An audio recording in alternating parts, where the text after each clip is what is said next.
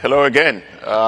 If I keep doing this, I understand there's a vacancy at 60 minutes. Maybe I can, if this investing thing doesn't work out, maybe I can do that. Another full disclosure, Sam is a friend. I'm also on the board of OpenAI, so I promise you I will not only ask him softball questions. I will channel my inner Brett Bear and Anderson Cooper. So Sam, as I said, CEO of OpenAI, one of the founders. He previously served as the president of Y Combinator, where he helped scale some of the world's most influential startup accelerators and advised companies that reshaped entire industries. At OpenAI, Sam has obviously been at the forefront of advancing artificial intelligence to the benefit of humanity, helping to bring cutting-edge AI tools to the hands of millions of people. How many people? 900 million people more, use ChatGPT, and businesses around the world. So Sam, let me start with what I think is the question that is on everybody's mind, okay? Which is, where are we today in the world of AI? I think at some point in the last few months, we really have crossed a threshold into major economic utility of these models. It may have happened a little bit earlier, but there was such an overhang before we figured out how to use these, and we had to not only continue to make the models get smarter, but figure out sort of the plumbing to make them easy to use, where we're now in a world where the models are astounding people with the work they can do. And I think this has been most noticeable in coding. Yep. But it's also happening in science. It's happening in many fields of knowledge work. Sort of with disorienting speed, where people are saying, like, man, these things that I thought were still years away are happening now, and I have my job shifted from doing, direct technical work or, legal work to managing a team of agents doing this work. This is going to go much further. Mm-hmm. I think we are at a very steep part of the curve, and right now maybe you can trust, say, a AI software engineer to do a multi-hour task. Very soon it'll be a multi-day task and then a multi-week task. And not long after that, I think the paradigm will shift again, and it'll feel like these AI systems are just connected to your life, to your company, whatever, proactively thinking, working all the time, and having full context on whatever they need to know, and just sort of doing stuff like you would trust a senior employee to do. And do you think that companies have a real understanding of how these systems can help them and reimagine how they do their businesses? Some do, some don't. Certainly the new generation of startups thinks differently than any generation of startups before. Mm-hmm. It used to be that when we would talk to startups, they would talk about how many employees they needed. Now, they generally don't want to hire a lot. They think that'll slow them down. Mm-hmm. And they're all focused on how much compute they can get. Mm-hmm. Can I reserve this much capacity? Can I do a cloud deal for that? Can I get this many tokens? And I think that is a mental shift that bigger companies are going through more slowly, but some are starting to do that. One place I think you can see this happening is engineering orgs and product orgs talking about they're doubling, tripling what they're planning to ship this year. And that has not happened before. Yeah. And you've been quite vocal in saying that artificial general intelligence will come sooner rather than later. You want to share your views on how close we are and how soon it'll come? At this point, I think the definition of AGI really matters. Some people would say we already got there. Some people say it's very close. Some people say we're kind of, it's maybe still a year away. But in any case, that word has ceased to have much meaning. Mm-hmm. There are maybe two thresholds that we could talk about that are interesting. Okay. Number one, when is there going to be more of the world's cognitive capacity inside of data centers than outside of them? And that, to me, feels like maybe it could happen. Huge error bars, I could be totally wrong, but maybe that could happen by late 2028. And that's an extraordinary shift in the world. The other one is, when can a CEO of a major company, a president of a major country, a Nobel Prize winning scientist, when can they not do their job without making heavy use of AI? This doesn't mean that there will be an AI CEO or an AI president, but it does mean that the role of, let's say, a human CEO, when I think about my job, it's really quite different. You still do need a person to stand behind decisions and kind of exercise human judgment and all of the understanding that we expect out of someone running an important organization to do. But the actual parts of my role that I will increasingly have to rely on an AI to do, because no human can. No human CEO can talk to every employee at a company, every customer, be in every meeting, be an expert in every field. And so more and more, I think, of these jobs will be supervising a bunch of AI, providing oversight, deciding how to trust the outputs, how to provide guidance. And that threshold of when you really wouldn't want to be doing your job, running a large organization without heavy reliance on AI, I think that's another sort of interesting threshold. That may take a little bit longer, but probably not a lot longer. And, and as you do your job, how much are you finding yourself relying on some of the agents and some of the artificial intelligence that we're developing at OpenAI? It's ramping incredibly quickly. If I have a new idea for a business model, a strategy shift, a product offering we should do, the very first thing I do before I even bounce it off somebody else is to ask our tools. And as they get more context, I think this really is the next big thing to happen, as they can get close to full context of our company, access to all of our internal docs, communication, code, customer data, everything, the quality of the answers, thought, whatever you want to call it, gets better and better. Right. Okay. So let's shift a little bit. 2 weeks ago, you announced a $110 billion funding round. I asked ChatGPT, how does that compare to any other fundraising that's been done in the public markets? I actually don't know. 4 times as large. Okay, the largest public offering ever done was roughly $25 billion that Aramco did several years ago. And the public markets are supposed to be the broadest and deepest sources of capital. Okay, 3 strategic partners: Amazon, NVIDIA, and SoftBank. Tell us a little bit about this. How is this an inflection point of the company? And one of the questions somebody asked is, what are we spending all that money on? There's many hard parts of this business, but one of the hardest ones is the infrastructure is so expensive, you need so much of it, and you have to commit so far in advance. I have never seen any other industry quite like this. I mean, there have been clearly many capital-intensive industries throughout history, but as I look at what's to come in front of us in future years, if the ramp stays as steep as it looks like it is right now, the demand is growing as fast as it's growing, you have to do some pretty unusual things. OpenAI does a lot of things that look weird. We spend a ton of money on infrastructure in advance of revenue. We do new business models like ads that seem like maybe not the most profitable thing we could do. A long list of other things, but we have this fundamental belief in abundance of intelligence, and that one of the most important things in the future is that we make intelligence, to borrow an old phrase from the energy industry that didn't quite work, too cheap to meter. We want to flood the world with intelligence. We want people to just use it for everything. We want this to just be something that the future generation doesn't think about. They expect everywhere, and everybody has access to geniuses, as many as they need in any area that they need. And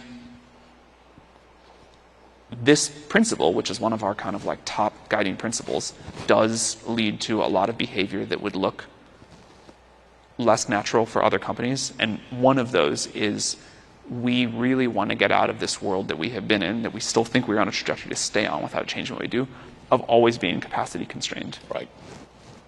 And capacity constraint, you mean compute. Yeah. And I've often had you say a lot that compute is revenues. You want to talk a little bit about how you think about that? Fundamentally, our business, and I think the business of every other model provider, is going to look like selling tokens. You know, they may come from bigger or smaller models, which makes them more or less expensive. They may use more or less reasoning, which also makes them more or less expensive. They may be running all the time in the background trying to help you out. They may run only when you need them if you want to pay less. They may work super hard, you know, spend tens of millions, hundreds of millions, someday billions of dollars on a single problem that's really valuable. But we see a future where intelligence is a utility, like electricity or water, and people buy it from us on a meter and use it for whatever they want to use it for. The demand that we see for that seems like it's going to continue to just go like this. And if we don't have enough, we either can't sell it, or the price gets really high and it, you know, kind of goes to rich people, or society makes a bunch of sort of central planning decisions that I think almost always go badly about, you know, we're going to use our limited compute supply for this and not that. So the best thing to me throughout all the history of capitalism, innovation, whatever you want, is to just flood the market. Yeah. And obviously a critical part of addressing that compute demand is Stargate. And this is an infrastructure conference, and you know, you announced that several months ago, or almost a year ago, I guess it was, yeah? How's it going in the US, and then how is it going, because there's also Stargate in Abu Dhabi. Honestly, there's many cool parts of the job. One of the coolest is getting to go visit these mega data centers under construction and operation. Just the scale is, you know, of like these gigawatt campuses. It's really hard to explain, and you see these photos and it's like, oh, okay, it does look big. And then you go there and you're walking through it from building to building, and it's just, you know, 10,000 people there, all these different skilled trades doing all these different things, and, you know, it looks like a spaceship inside. It's really quite incredible. We are training right now on the first site in Abilene, what I think will be the best model in the world, hopefully by a lot. And it's so amazing to have gone from, you know, many visits while it was under construction, and just really internalizing the scale and incredible complexity, to the day that one researcher at OpenAI types in like one command and it pushes enter. An unbelievable number of GPUs spin up and start doing this one huge computation all together. It's very cool. And what have been the most pleasant surprises, and what have been the hardest things about getting it up and running and scaling it going forward? I mean, there have been all the expected challenges and then the unknown unknowns. Like there was a crazy weather event in Abilene that we hadn't, you know, was outside what we had planned for, and that brought things down for a little while. There's all of supply chain challenges. Anything at this scale, it's just like so much stuff goes wrong. Lots goes right, but just trying to build something around the clock with such complexity, there's all the stuff that goes wrong. One of the biggest surprises on the upside is how many different organizations had to come together to do this in an incredibly short period of time, and how much we all like ended up working together as one team under a lot of pressure. And of course, the power demand part of it is the one that a lot of people are focused on. Are you optimistic that we will solve that challenge first in the US, and then we can talk about it in other places? In the long term, I am. Okay. I have no doubt we will figure out how to build huge amounts of power generation. AI will help, of course. But I think the portfolio the world has in front of it, gas, solar, nuclear fission, nuclear fusion, more, like, I feel good about what we will be capable of and what we will eventually do. Given the demand growth we are seeing, I am sort of hoping for a miracle in terms of figuring out how we can get way more efficient per watt with models to give us time to build out all of this infrastructure. Now, the track record there has been incredible. People cite whatever amazing statistic they like about how much more efficient our models have gotten our industry's models have gotten over time, but one that I think is incredible. Our first reasoning model was called O1, came out like 16 months ago. And our latest model, where we've now integrated reasoning, is 5.4. To get the same answer to a hard problem from that first model to 5.4 has been a reduction in cost of about 1,000x. Maybe I was a little bit wrong on the timeline. Maybe it was a little bit longer. But in any case, since 01 till now, 1,000x. That is unbelievable in a relatively short period of time. And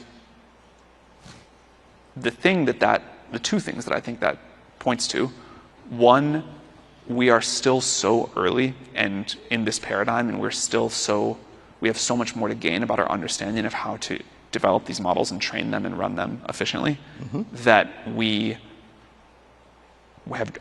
were then and still are doing things in dumb ways and will get better and better.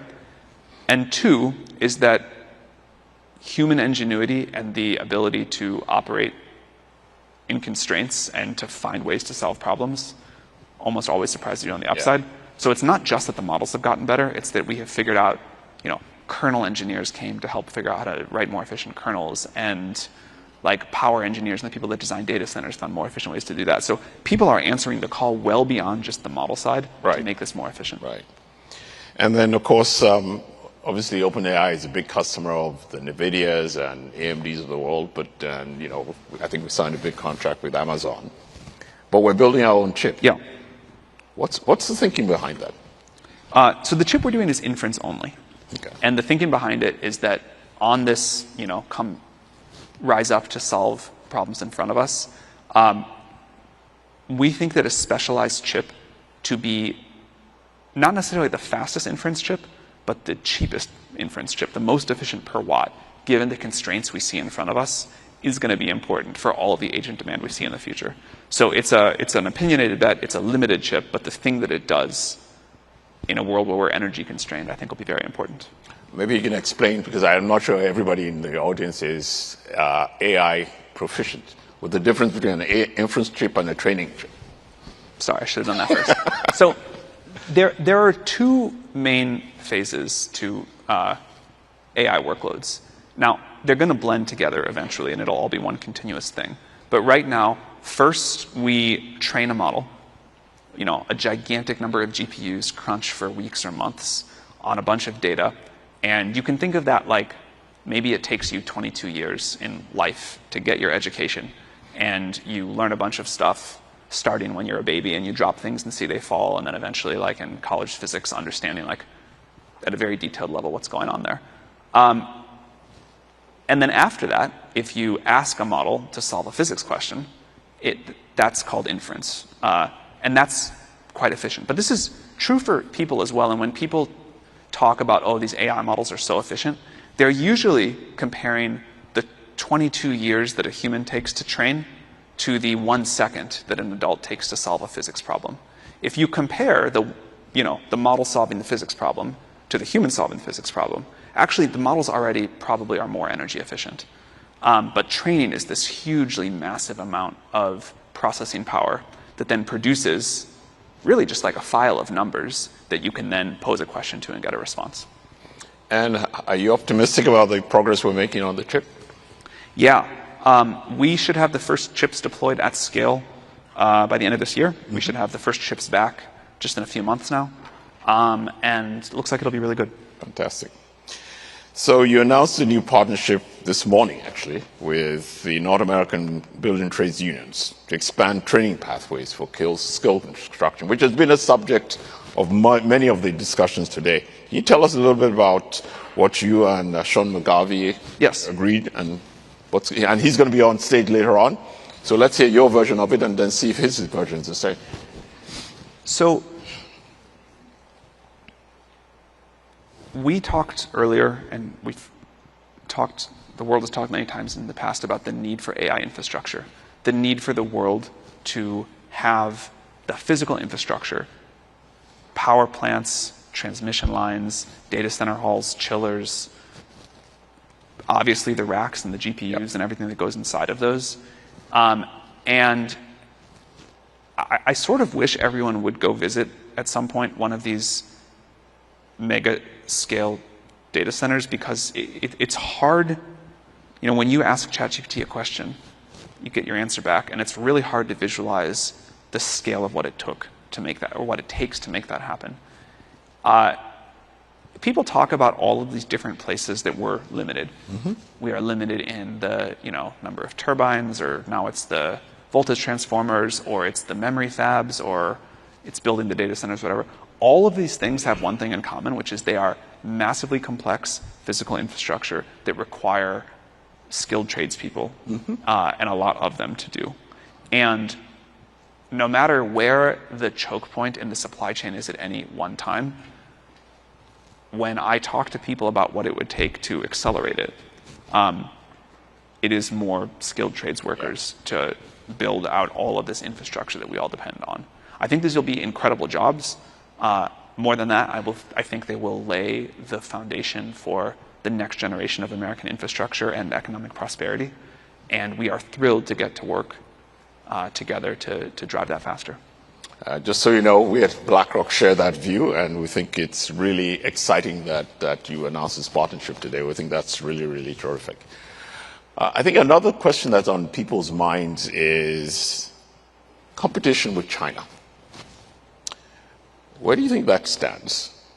And what do we need to do to make sure? I assume we're ahead, but I don't know. So you might tell us whether we are or not. What do we need to do to make sure we stay ahead? So a general framework thought first, and then I'll answer the question more specifically. Mm-hmm.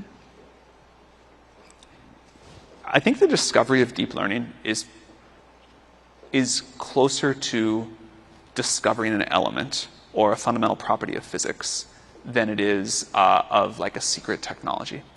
And that means that eventually, and eventually probably not being very long, the fundamental ideas that make a model so capable will be simplified, they'll be very well known, and just like we kind of understand how big parts of physics work, we will understand as a scientific principle how big parts of artificial intelligence work. We started to appreciate this with the scaling laws that OpenAI published maybe 7 years ago now.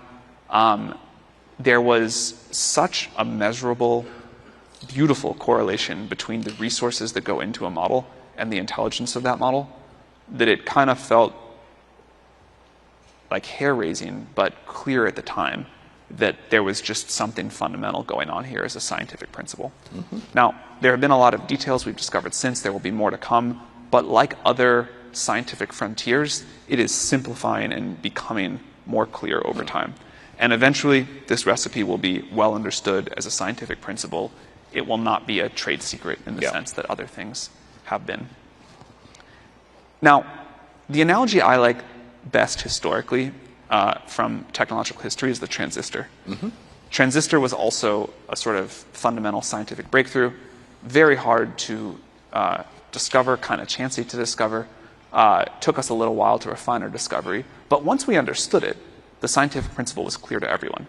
There were still massive amounts of operational knowledge that went around that. TSMC can still do things that no one else in the world can do. And, I expect the industrial process around this to have a lot of advantages, competitive advantages. I also expect that the integration in workflows and training data and usability of models, there will be a lot of differentiation there.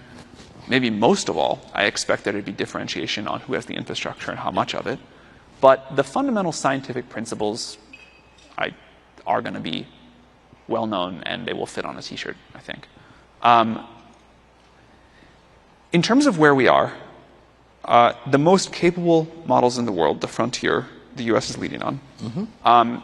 The cheapest inference usage for a 2-generation earlier model, China is leading on. Mm-hmm. infrastructure the US is currently leading on, but China's moving much faster on.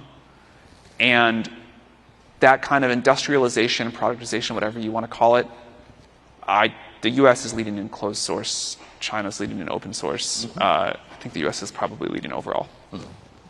And you were recently in India, and sounded like you were very excited about how India is thinking about the challenges and the opportunities. I was blown away talking to Indian startups and how they are using this technology. I got there and someone handed me a briefing sheet for India, and it was codex usage in India has 10x'd in some small number of months. And I was like, that's got to be a bug. That can't be right. It can't be right. But it was true.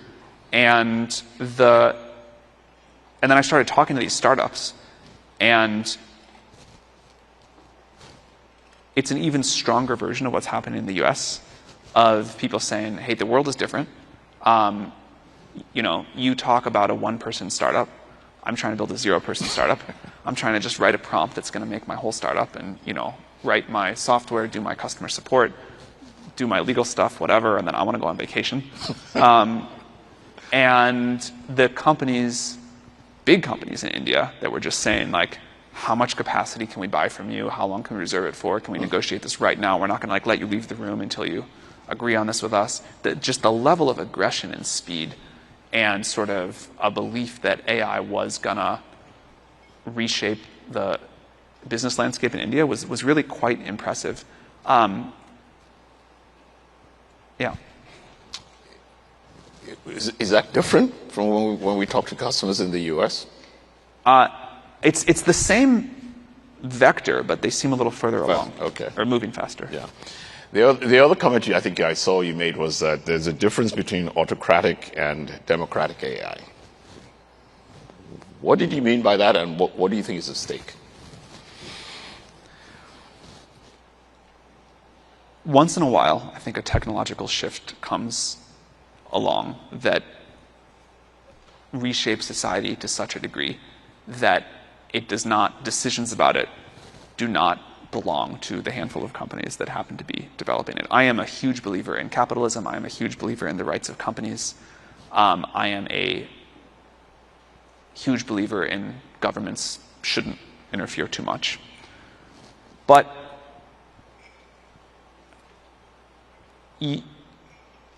I think this is one of those exceptional times where society has a legitimate interest in what the impact of this technology is going to be. I think the internet was one of these times too, and I don't think we got all of that right. But I'd like us to learn what we can do better. And if what the AI companies say, and I also believe it comes true, and that this is going to reshape the economy, this is going to reshape geopolitical power, this is going to change how we all live our lives, then I don't think it should be up to companies or a government to impose a particular will on how this is going to get used. I think that this belongs to the will of the people, working through the democratic process. And companies like ours, I think, are more quickly than companies of previous generations have had to do, moving into a sort of critical infrastructure role. Right. Where we have to say, we create this technology, we are experts in it, and we should have a real voice, and we have opinions and understanding of where its limitations are and where it's not ready to be used and where great harm could come. But the rules, the limitations, have to be agreed upon by society through this process. And because the technology is moving so fast, it'd be great for that democratic process to run a little bit faster. But companies, governments need to be able to depend on companies like ours to integrate and be able to use the technology. Okay. So come back to the global AI race. Where do you think the US is the most vulnerable?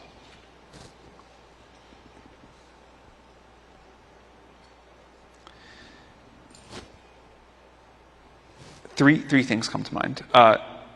One, there's been a ton of noise made about the global supply chain dependence and U.S. infrastructure. I don't have anything new or deep to say there, but I can't overstate how scary this is to me. Yep. If we fall behind on infrastructure and can't catch back up, if globalization falls apart in any of the many ways it could, and we are not able to fairly, independently keep building AI infrastructure, that seems like a big vulnerability, and I don't hate, but I don't love our global position right now. The second is, if we don't, it's a competitive world, and if we don't move as quickly as other countries on economic adoption of this, then I think we will lose the advantage that we have from being the economic powerhouse that we are. And this is about how quickly companies adopt it. This is about how quickly our scientists adopt it. This is how quickly our government adopts it.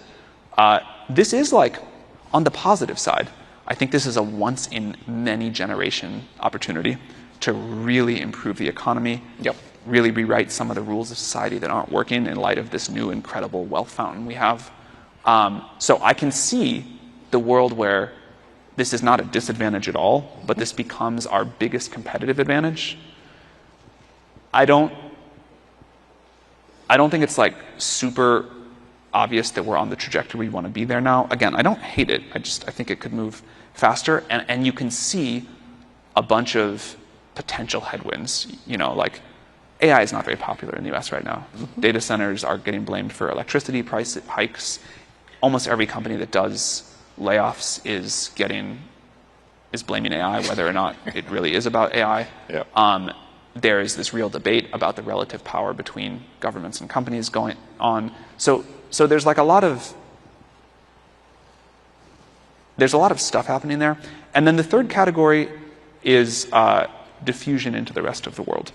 Is the world mostly going to build on the American AI tech stack, chips, models, applications, whatever, or are we going to enact a set of policies that make that harder? It sounds to me like you think that AI could be the foundation of an immense productivity boom, if properly used and if adopted. Yes, for sure, although I think the way we measure that is going to have to change. Explain.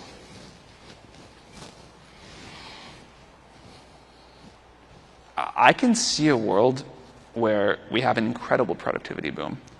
Quality of life goes up and up. Most of the things that we think we say we would care about get better and better. And yet, GDP and the way we currently measure it goes down and down. Like deflation for a very long period of time. And I don't know what it means to like live in a forever deflationary world.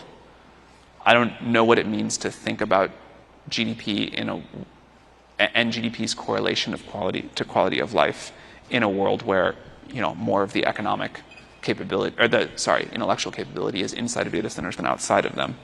But, you know, maybe we're going to find out.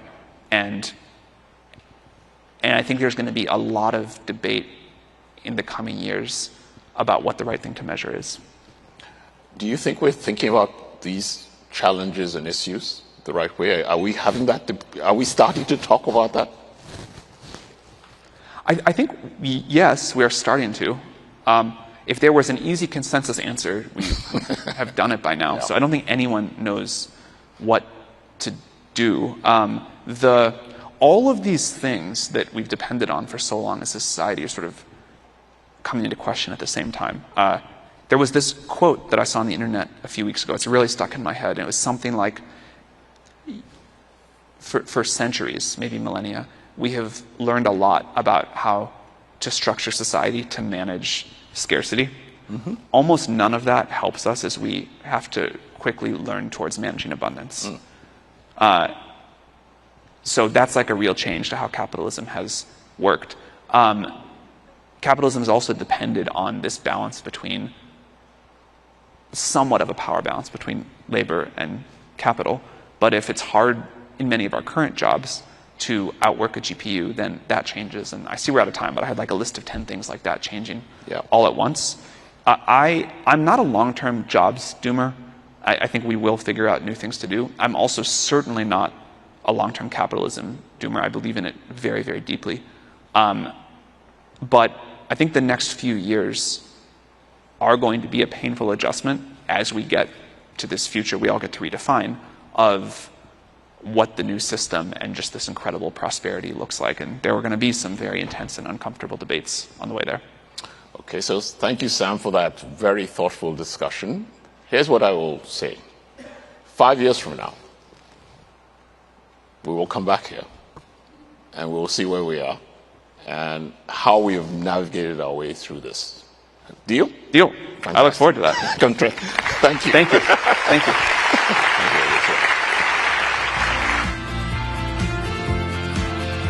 We'll now take a short break. Please join us in the East Green Room for refreshments and return to your seats in 15 minutes. Thank you.